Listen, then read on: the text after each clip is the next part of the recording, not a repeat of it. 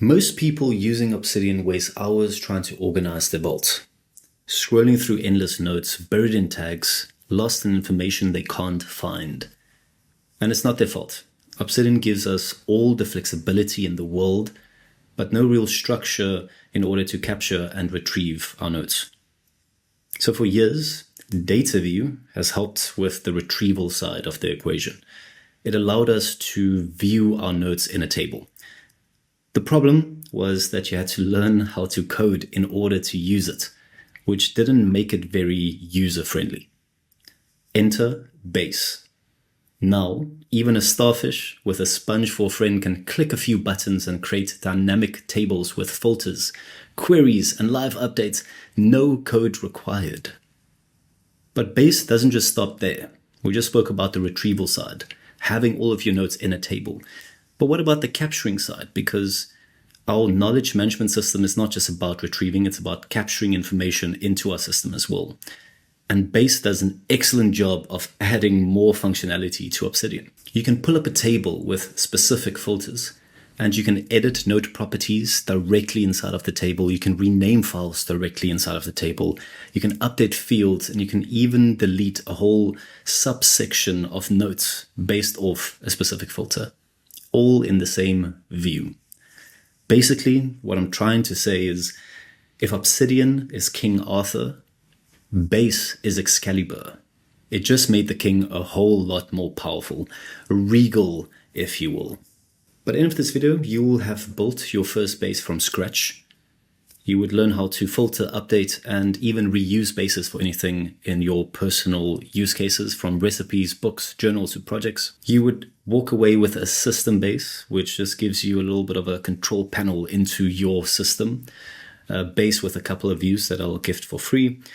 And you'll get a lot of ideas for bases that you would want to build in your own personal vault. Think of this video as idea generation tool. As you walk through this video with me, you'll come up with ideas of things that you want to try yourself. But all of this is just the start. This is the first in a multi-part series. In the upcoming videos, we'll go to gradually more complicated use cases. So we'll build a book and restaurant base with photos and ratings. We would even use the map functionality in a travel base.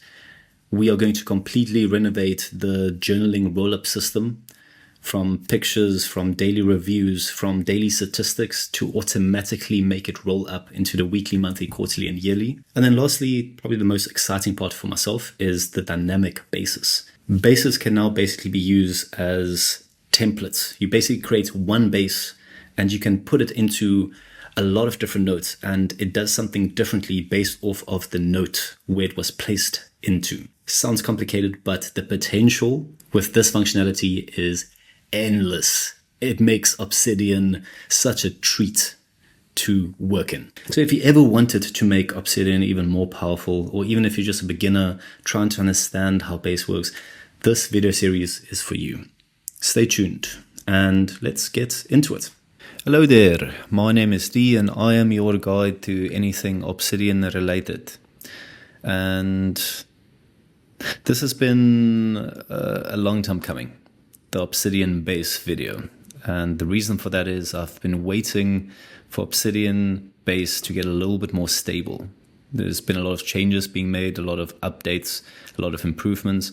And I finally think it's at the stage where I feel comfortable to share some of my use cases.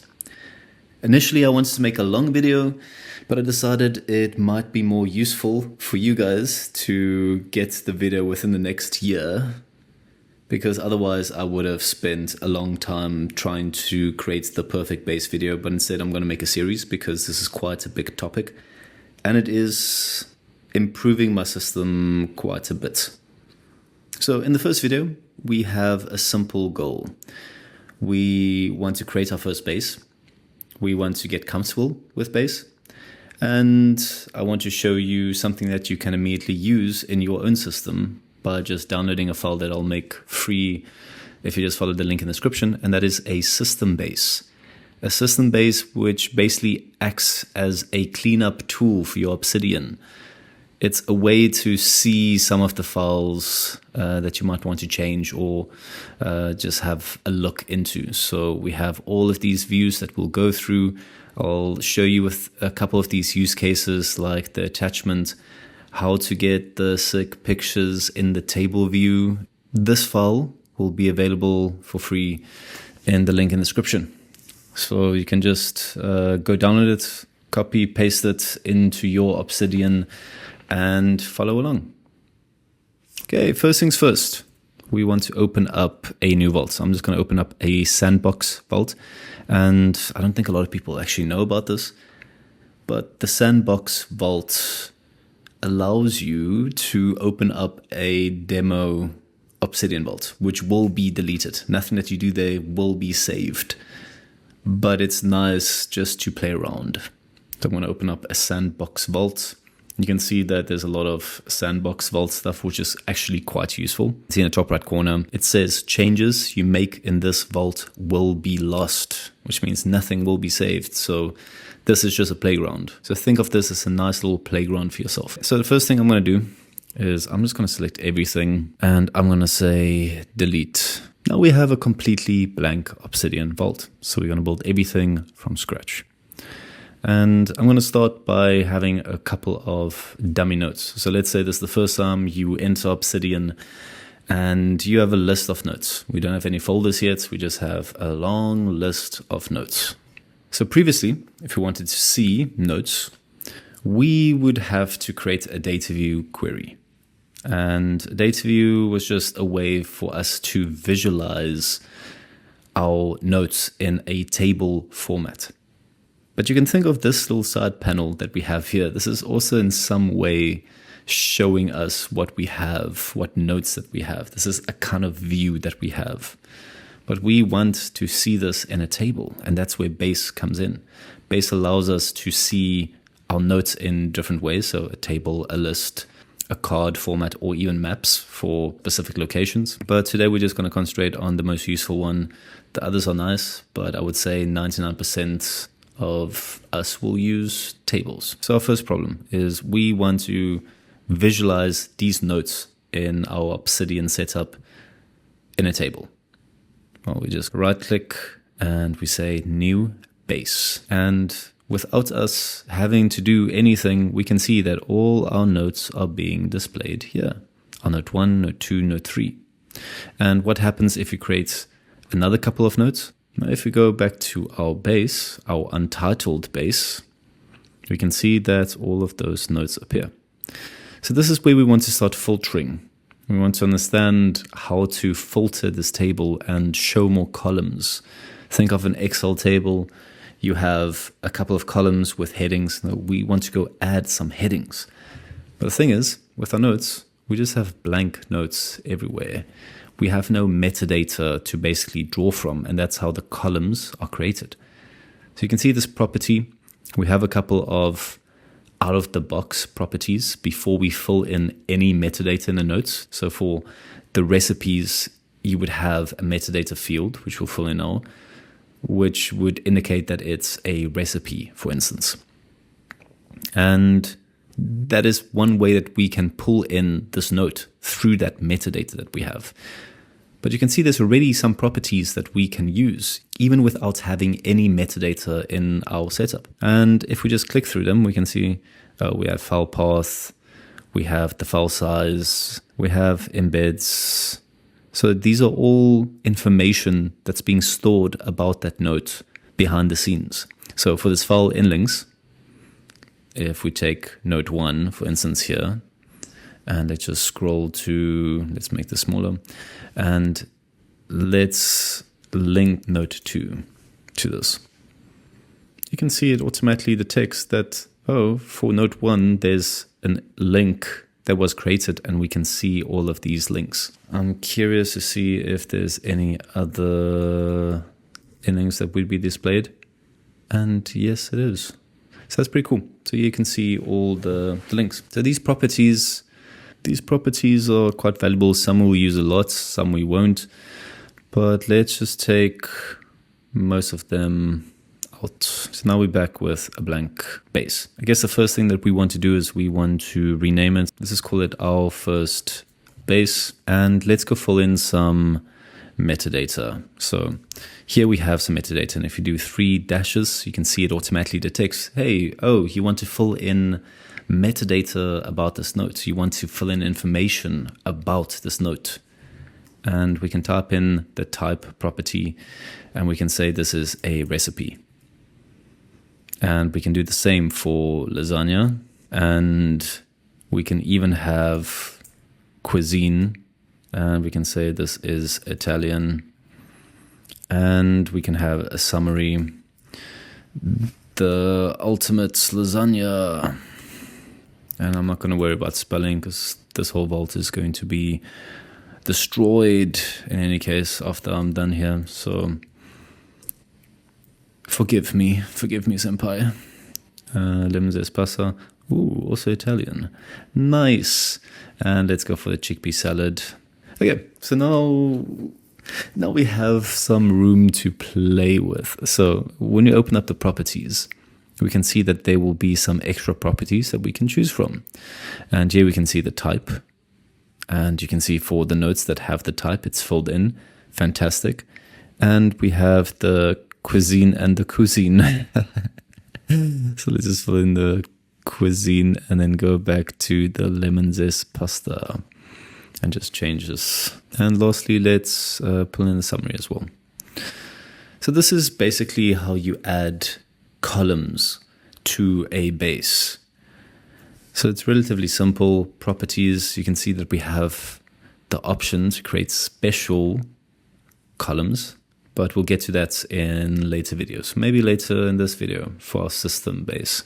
But we'll get there. Next is filter. And what filtering does is it allows us to filter this table. So let's say we want a table that shows all of our notes in our entire Obsidian vault. Well, we have no filters applied, so it's automatically pulling in all of our notes. So now when we go to this little button here at the top, you can see that we can add a view to this base. And I'll explain this a little bit more later, but let's just call this recipes. So now we created a new view called recipes, and I'm just going to exit out of this because I want to show you something. Well, I accidentally created it, so let's show you how to delete a base that you don't want. Not a base, a view of a base. So all of these views reside in our first base, but I'll explain more about the thinking on how to organize your bases and the views within the base later. For now, don't stress about it, so let's just delete this one. So in a base, if you want to delete one of the views, you click on the right arrow, you go to the 3 little dots at the top and you say delete view. So now we're stuck with our first view. And we can rename the first view that have no filters applied. Let's just call this all notes. And now we want to create a new view that is called recipes. We can go into the existing one because we already identified the columns that we want. And we can press on the 3 little dots and say duplicate view. And now you can see we have the option to fill in a new name. And let's just call this recipes. So what does this look like? When we click on our base, and let's just move this here as well. If we click on the little table at the top left, we can see all the views that we have. So we have all notes and we have recipes. And you can see they are exactly the same because we haven't applied a filter. So filter, the first option is going to filter all of the views in your entire base. So our first base, this base that we created, if we choose the filter option for any of the views and we say all views, this is going to apply a condition to all of the views within your base.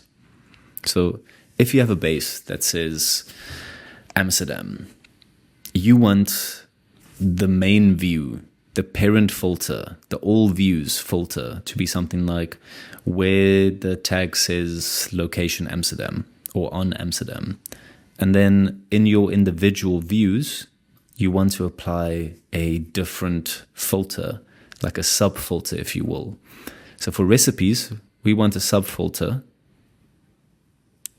not the all views, because it's going to change the all notes view as well. This view, which makes sense, this view that we're on, the recipes view, we want to apply a filter that says where the type contains or is equal to, but let's just say contains, and is recipe. So where type contains recipe. So if we go to one of the recipe notes, we can see where the type is recipe, and here we can see where the type contains recipe. So it goes through your entire list, and it goes and checks, is there in the type field a recipe? No, no, no, no, yes, yes, yes. That's why the 3 at the bottom are returned. And you can add as many filters as you like, and you can make it as complex as you like. So you can see where all of the following conditions are true. So then you can add another one where the cuisine contains, and we can say Italian. So one level deeper, we can create another view that says Italian recipes. And we can have another view that says Mediterranean recipe. Obviously, you can play around with the filter groups, but I would say for getting started, this should be enough to create all the views that you want to create. And then there's always ways to make this more complex and to make this more powerful. But I would say for now, this is about it. So I quickly want to tell you how I think about organizing my notes using these tables that Obsidian Base provides. You need to think of it as different ways that you can slice and dice the information at your disposal, meaning all of the notes in your vault. You can represent it in different ways. So I might have a recipe base, and within the recipe base, I want to see all of the different cuisines. So when I go to my recipe base, I know I'll be able to look at all the recipes in my vault by applying a filter to the all views. And let's quickly do it. Why not? So type contains recipe. And now we see all our recipes. And then within this base, if I change this now to Italian, I now have recipes, and let's change the name of the base as well. So this is now my recipe base. Within the recipe base, I have all notes, which is the one that we're currently on, and we can rename it to be all recipes. And within the space, we can now go to Italian. And what we expect to see here is our Italian recipes. And we can apply a filter. So we can change this to cuisine contains, and we say Italian. So then you can carry on. You can have French, you can have South African, you can have Mediterranean. And this is a single place where you can find all your recipes by going to the first view, which would highlight all of them. And then you can filter down to the individual ones and pull them out to different pages. And it might be good to talk about how to pull bases into a note where you would normally view it. So let's just create a new note called all recipes. And a way to extract your recipe views is by exclamation mark and then the 2 square brackets. Then we're going to reference our recipe base, and then we're going to say hashtag, and we're going to say all recipes. So now you can see this is being displayed. But now we might want to have another page called Italian recipes. So when we have Italian recipes, what do we want to see? We want to see only the recipes that's Italian. So we go with the exclamation mark to show it. We go to our recipe base. And then we just go behind the dot base and we type in a hashtag and we select Italian. So that's how you pull the base back into a note where you would naturally view it. So in all recipes, this is where you can quickly also just hop between the all recipes and Italian or French or South African. And you can also put in some links to the notes that you create, because now it's quite easy when you close everything down and you feel like you want to cook something Italian tonight. So then you just go to your command palette, Control O, and you look for Italian recipes by typing in Italian recipes. And here you have all your recipes. Great. You might wonder, this hashtag Italian, that's all good and well. So let's go to reading mode. If we change it to all recipes, you can see that this table changes as well. But the cool thing about going to the edit mode is it's still Italian. It doesn't change it in this reference, but the link obviously changed a little bit. So you can see all recipes, but if we close it down and we reopen it, so you can see it reverts back to the one that you referenced. So that makes it quite fun to play around with the different views that you have in a base. Even if you are on the Italian base, you can still go and quickly check all recipes on this note, knowing that when you close this note and you reopen it, it would revert back to the one that you specified. This was a quick little side detour on how to extract the bases to notes, which is fantastic. So now we have majority of the base functionality in our head, and we can basically build anything that we want. So to carry on with the example of how to slice and dice, I created a couple of nodes which are restaurants. So some restaurants are in Amsterdam, some restaurants are in South Africa, and we want to create a base that shows us these restaurants. And this is where you need to pause and you need to ask yourself, how do I want to slice and dice this information? How would I want to see this information? Now, with this example, looking just at the restaurant nodes, you might have a base called restaurants. And in this restaurant base, you see all your different restaurants. And then you might want to slice and dice it by the location. Or you might want to create a base called Amsterdam. And within the Amsterdam base, you have a view for restaurants, you have a view for cafes, you have a view for monuments, you have a view for nightlife, you have a view for parks. So you can see that Amsterdam is the main filter that you make. So if you go back to the recipe base, you can see that the main filter is basically the base name, because the first filter, the all views looking for type, contains recipe.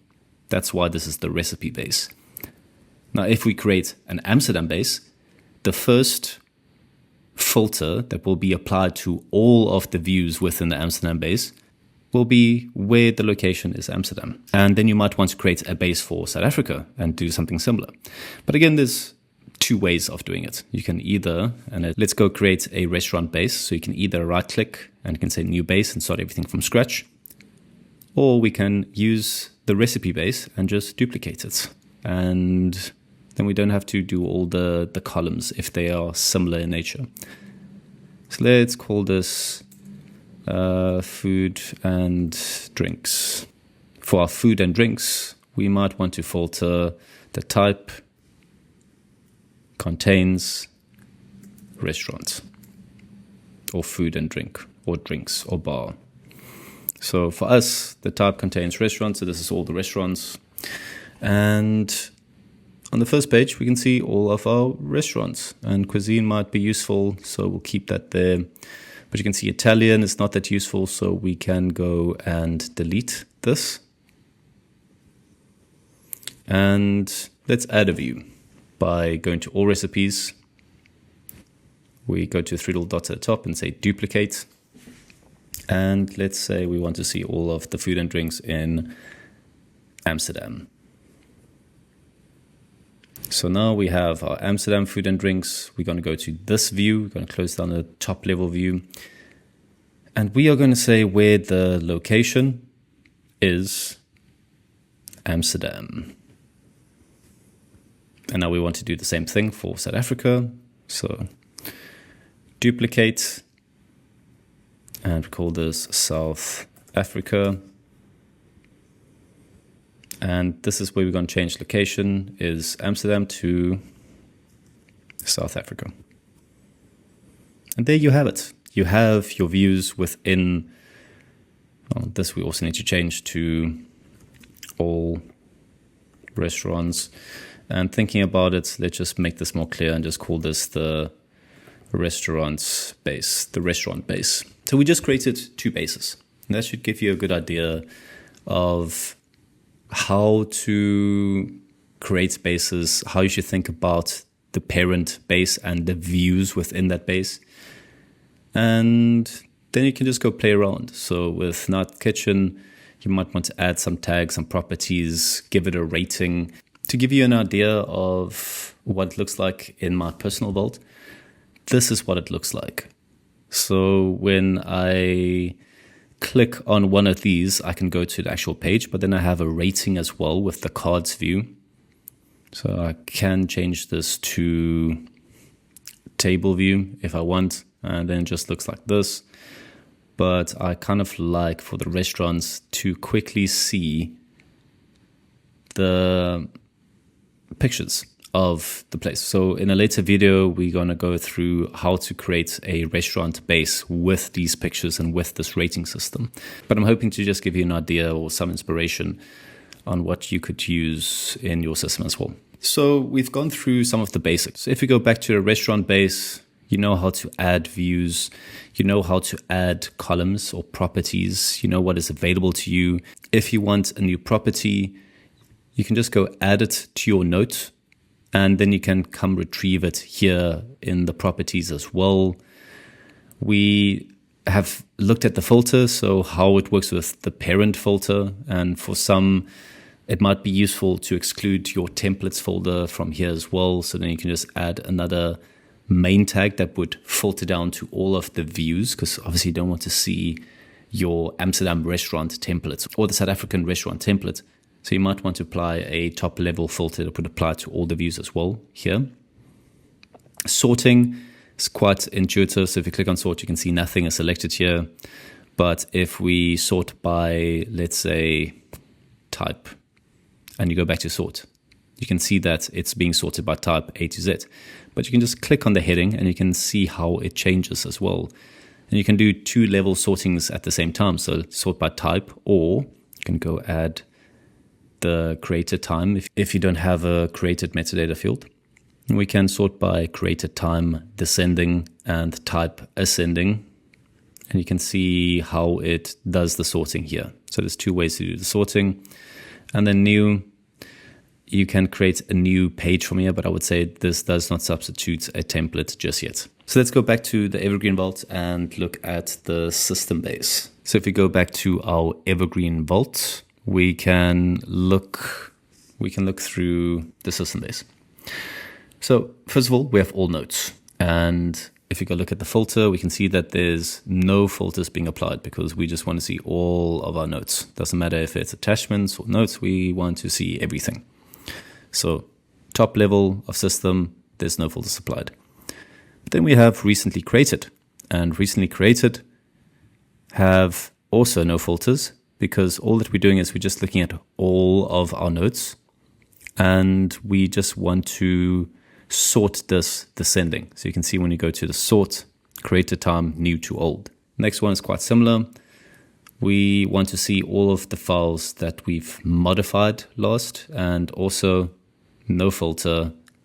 We just sort modified time descending. Next one is attachments. And this one I'm quite proud of, because we have our attachments and we can filter it by file size. So you can see we have a couple of pictures that we have, and we have the file name, and then we pulled in the first picture in that note, or the picture itself is the file, and we can see the file size, we can see when it was created, and file path. So this is a nice way to see which attachments are taking up a lot of space. So what this filter does is it goes to your attachments folder and it just pulls in everything from your attachments folder. Just a word to the wise, you might exclude or have some files excluded. So when you search for files, you don't always want your templates or your attachments to appear.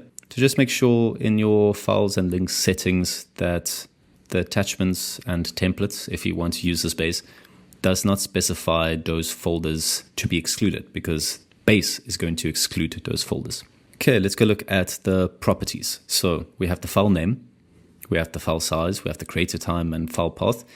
And the interesting one is this. You can see it has this little formula. And this was a specially created formula by pressing at the bottom to say add formula. And when you press that add formula, you can choose a name and you can fill in some code.